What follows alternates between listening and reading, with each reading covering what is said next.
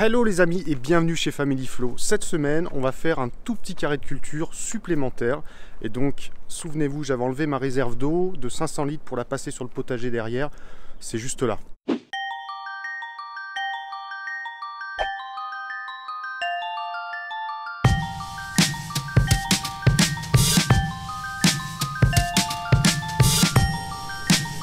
Voilà, j'ai dégagé les graviers et donc pour retrouver la terre, eh ben, il y avait une sacrée couche.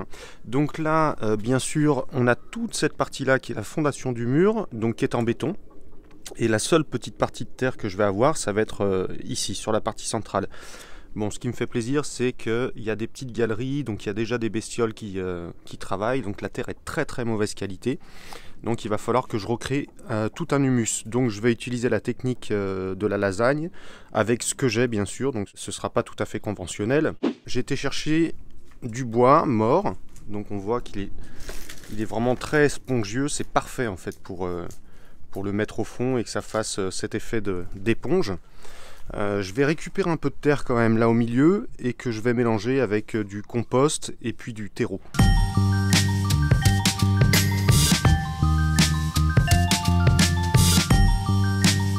J'ai prélevé ma terre et là on est vraiment sur de l'argile. C'est vraiment super compact. Et là avec un tout petit trou comme ça, on se retrouve avec un gros tas de terre comme ça et encore c'est pas décompacté. Ce que je trouve rassurant c'est que j'avais aucune vie en surface et que là je m'aperçois qu'en fait j'ai prélevé pas mal de vers de terre que j'ai remis dans mes petits carrés de potager là-bas. Donc maintenant je vais délimiter en fait mon carré de culture ici avec les pavés que j'ai ici. Et puis je vais commencer à créer mon humus, donc commencer avec le bois mort que j'ai récupéré ici. Je vais mélanger la glaise avec du terreau, parce que c'est ce que j'ai. Et puis rajouter de l'azoté et du carboné.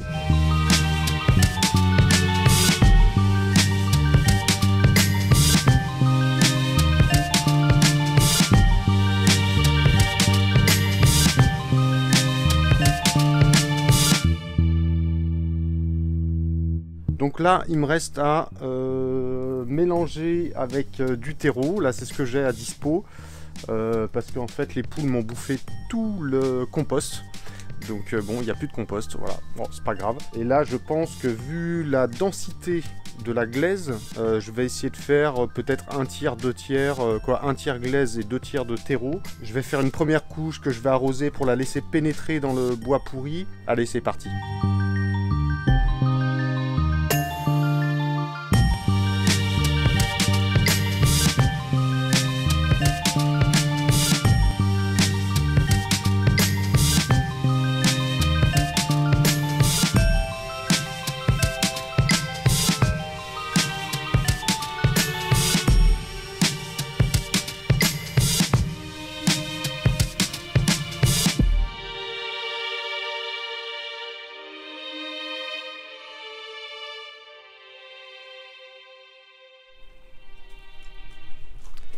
Bon voilà, ça c'est fait, j'ai bien détrempé la terre, donc elle a bien pénétré dans les bois.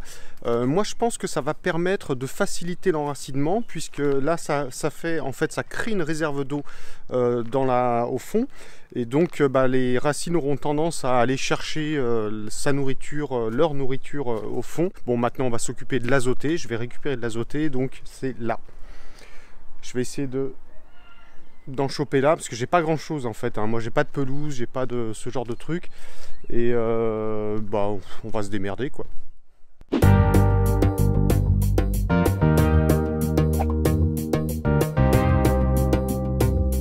Bon allez, on va étaler tout ça.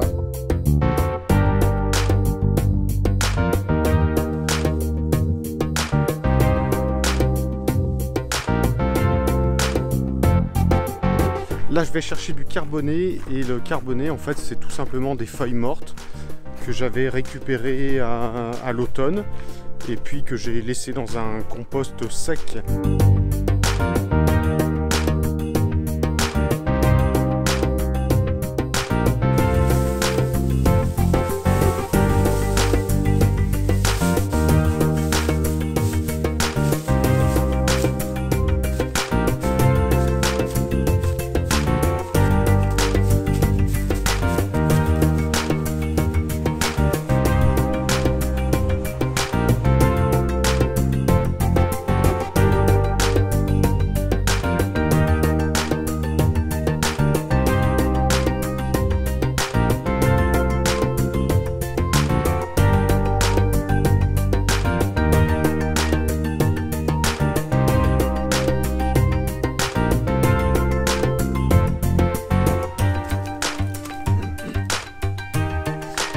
remets encore une bonne couche de terreau et puis on va laisser reposer ça pendant plusieurs jours avant de planter parce que forcément ça va chauffer un peu à l'intérieur.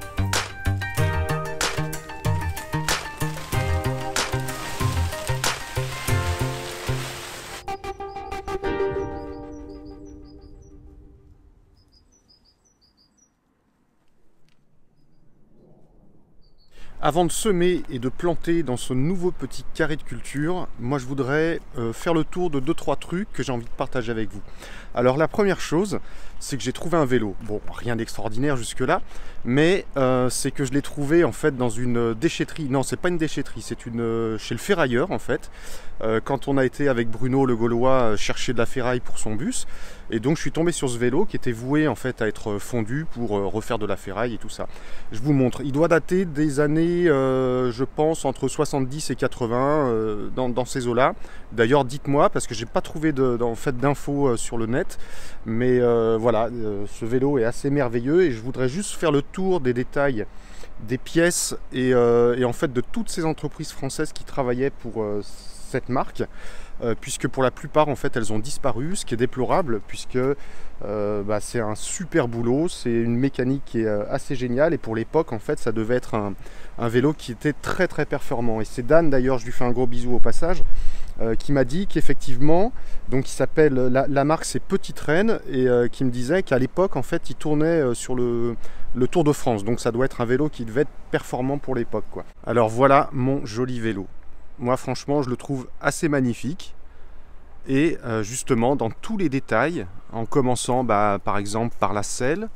La selle c'est idéal, et donc là on le voit à peine, mais bon voilà, c'est Made in France ici, ça me plaît. Le cadre on le voit bien, c'est Made in France. Après on va sur le guidon par exemple qui est estampillé aussi, je sais pas si ça va faire le point. Hop, Made in France, ici. Et tout ça, c'était des entreprises françaises qui fonctionnaient très bien à l'époque. Après, on va sur les pneus, donc c'est des Hutchinson. Et Hutchinson, contrairement à ce qu'on pense, c'est là en bas. On le voit peut-être pas, mais c'est Made in France aussi. C'est une entreprise qui est dans le sud, et donc j'avais commandé d'ailleurs des pneus pour un autre vélo puisque dans les grandes marques et dans les grandes enseignes il n'y avait pas les tailles. On m'avait dit que ça n'existait plus, et si, il y a des entreprises françaises qui le font. Et en fait quand on fait le tour de tous les détails jusqu'au le pédalier, pareil, Strong Light, Made in France. Donc je ne sais pas si cette entreprise fonctionne toujours aujourd'hui. Je crois qu'il n'y a que la pompe ici qui est vintage, je vous la montre, moi je la trouve magnifique. Je la trouve magnifique, c'est du super matos, tout fonctionne encore. Et je crois qu'il n'y a que la pompe qui est italienne. Ce vélo, je l'ai acheté 30 € et il était voué à être refondu. Donc plutôt que d'aller en acheter un qui soit, on va dire, de performance égale à, je dirais qu'il faudrait au moins mettre 500-600 €, voilà, je récupère quelque chose qui était voué à être détruit. Et je n'ai absolument rien fait. La seule chose que j'ai fait sur ce vélo, c'est regonfler les pneus. C'est tout. Tout fonctionne parfaitement et je peux vous dire qu'il est très performant. Et même pour son âge, je peux vous promettre qu'il n'est pas très lourd, quoi. Allez, je pense qu'il... Là, à bout de bras, il fait... il doit faire peut-être 7-8 kilos. Ouais, peut-être même pas. Même pas. Après, voilà, on peut aller voir dans tous les détails, mais il a tout ce qu'il faut, quoi. Il a tout ce qu'il faut, il est super performant, c'est nickel. Donc moi, j'encourage vraiment tout le monde à essayer, quand on a besoin, plutôt que d'acheter du neuf, d'essayer de recycler, d'essayer d'aller chercher des objets qui sont voués à être détruits. Si vous avez des infos sur cette marque, Petite Reine, moi j'ai absolument rien trouvé sur le net. J'aimerais bien savoir de quelle époque il date. Et puis d'avoir un petit peu plus d'infos sur la marque, savoir si elle a disparu ou pas. Regardez, c'est vraiment du bon boulot, quoi. C'est du bon boulot, on regarde dans tous les détails, c'est super bien fait. Il n'y a rien à redire, tout fonctionne super bien. Quel dommage de jeter des objets pareils, quoi. Là, on va passer à toute autre chose. Je me suis aperçu que j'avais une ruche, mais une ruche sauvage. Alors là, j'ai jamais vu ça, mais vraiment, j'ai jamais vu ça. C'est une ruche qui est dans la terre.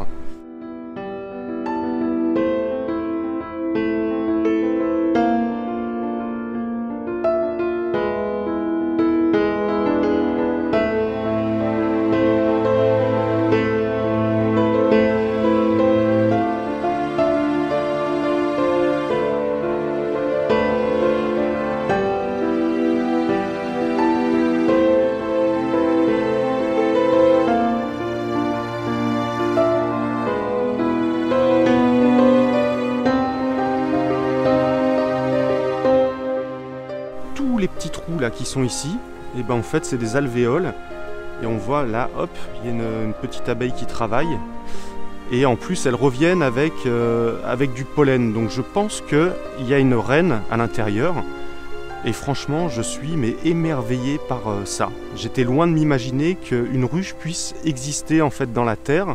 On voit souvent ça en aérien, on voit ça dans des petits espaces aménagés avec leurs alvéoles de cire, et j'avais jamais vu une ruche dans la terre. Et là en plus que ça se passe chez moi, c'est encore mieux quoi. Donc je suis vraiment super content, puisque les abeilles il faut les protéger, et puis il faut surtout en prendre soin, parce que c'est grâce à elles qu'on mange. Rappelez-vous la phrase de Albert Einstein qui disait « Si les abeilles meurent, il nous reste 4 ans avant que l'humanité meure ». Donc bah voilà, moi je suis ravi d'avoir cette ruche chez moi, et je ne leur prendrai pas le miel parce que je ne sais pas si c'est des abeilles sauvages ou si c'est des abeilles domestiques qui ont en fait fui leur ruche, je sais pas du tout. Là j'ai un ami apiculteur qui va pouvoir m'éclairer là-dessus et savoir si je peux faire quelque chose pour qu'elles se sentent encore mieux, parce que je voudrais vraiment les préserver ici dans le jardin, tout simplement, pour faire de la pollinisation dans mon potager et puis dans mes cultures. Donc bah, c'est vraiment top. Je suis ravi qu'elles soient là, elles sont les bienvenues dans mon jardin, quoi. C'est extraordinaire de voir ça, de découvrir ça. Et là elles sont arrivées, je pense, la semaine dernière, parce que bah, y avait rien dessous, je ne m'étais pas aperçu qu'elles étaient là. Donc ça c'est de la mélisse, regardez un petit peu ces feuilles, c'est hallucinant. Là on a une petite pomme de terre qui pousse, bon là c'est vraiment le petit carré un peu échantillon. Et puis regardez, ça c'est le figuier là qui pousse super bien. Ça c'est un céleri que j'ai transplanté avant-hier je crois. Il y a des petits cucurbitacées là qui commencent à pousser, j'avais mis des graines. Il y a de la roquette qui est là derrière, donc que je vais laisser monter en graines aussi pour avoir des graines. Et donc là voilà, c'est le petit potager test. Et après si on passe à l'autre, ici, dans le deuxième petit carré, bah, toujours des fraisiers, poireaux, oignons. Là, ce qui monte en fleurs, c'est de la carotte sauvage. Qu'est-ce qu'on a encore? De la mélisse. Ici, ça, je ne sais pas ce que c'est. Parce que j'ai planté plein de trucs, en fait, un peu au hasard. Donc ça arrive. Là, on le voit en tout petit, bah, c'est une betterave, par exemple. Là, derrière, on a encore des pommes de terre. Voilà, plein de petites choses. Donc bon bah c'est sûr que ça va pas nous nourrir, mais au moins ça va nous permettre d'apprendre un petit peu comment se passent les choses, l'association des plants. Et d'ailleurs big up à toi Vincent, merci beaucoup Vincent Buard, agriculteur passionné, parce que bah, j'ai pompé ta science là et c'est vraiment cool. Là tu nous as fait une très belle vidéo sur l'association des plantes. Et donc bah voilà, là on va laisser reposer encore un tout petit peu, et puis bah, je vais planter, en fait je vais en profiter vu que la terre, du moins la terre, le terreau est assez fin, je vais en profiter en fait pour faire des semis directement sur place. Et puis bah, par exemple ici, voilà, j'avais une menthe qui est un peu en carence tout simplement parce que je l'avais laissée au soleil et que c'est pas top. Et là dans ce petit coin, bah, tout simplement elle sera très bien. Je pense que je vais la mettre là dans le coin. Elle va pouvoir s'éclater parce qu'on est à mi-ombre. Et là hop, le beau lilas. Ça sent merveilleusement bon, c'est vraiment top. Et regarde un tout petit détail, c'est ça. Hier là j'ai soulevé le bac dans lequel j'ai remué en fait la terre, et ça bah en fait bon il est un petit peu esquinté, mais c'est un cucurbitacé, donc bah du coup je vais le protéger. Il est juste là à côté des plantes aromatiques d'ailleurs qui prennent plutôt bien. J'ai juste une sauge ici là qui est morte, qui a pas pris. C'est pas grave puisque celle-là fonctionne très bien, celle-là fonctionne très bien. Ici, on a du romarin qui repart. Et puis ici, on le voit pas trop, mais c'est du thym qui repart. Puis bon, il y a celui-là qui s'éclate, hein, et il a des petites fleurs, donc il doit être bien. Ah oui, et une dernière chose, moi qui m'hallucine, c'est que ce poteau là d'acacia, je l'avais coupé et je l'ai planté directement. Et à ma grande surprise, je sais pas si on le voit là, et ben en fait il refait des feuilles. Donc je sais, ça m'étonnerait même pas qu'il reprenne racine.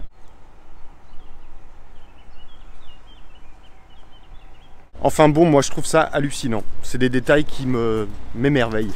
Bon, bah maintenant on va passer aux semis et aux plantations dans le petit carré.